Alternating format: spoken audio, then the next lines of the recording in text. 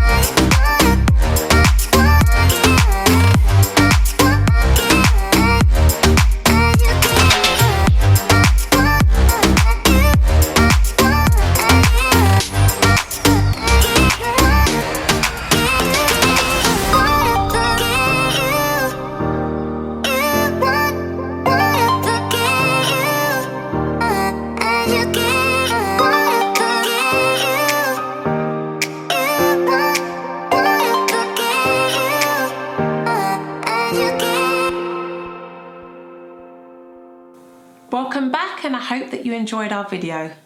So what we're going to do, we're going to run over briefly the plus points on why we liked each camera, and we'll make a quick summary on that. We're not going to go in depth on this one because we kind of covered it in depth on the other videos before.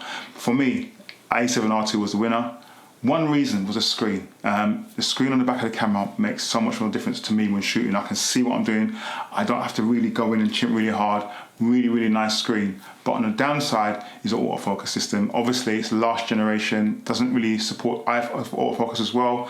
It does, you do have to activate it with a button, but sometimes you can forget using the newer systems. But for me, it was the A7R2.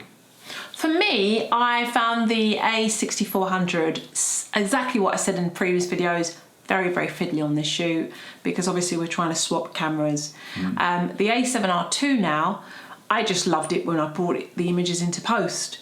Sometimes your composition may not be wonderful, but because of the large file sizes, you can crop into the image. So this to me is a wonderful feature. And even though it's an older camera, the older camera won for me. Definitely. So it looks like the A7R2 is the winner all around. So if you've got an old one, whip it out, do a shoot with it. Definitely. Guys, if you like the video, hit that like button. If you've got any comments or questions, just leave it in the section below. And the model who was involved in this shoot, her social media links will be down too. Also, hit the subscribe button and the bell beside it to be notified of future updates. And we look forward to seeing you on the next video. We will see you shortly.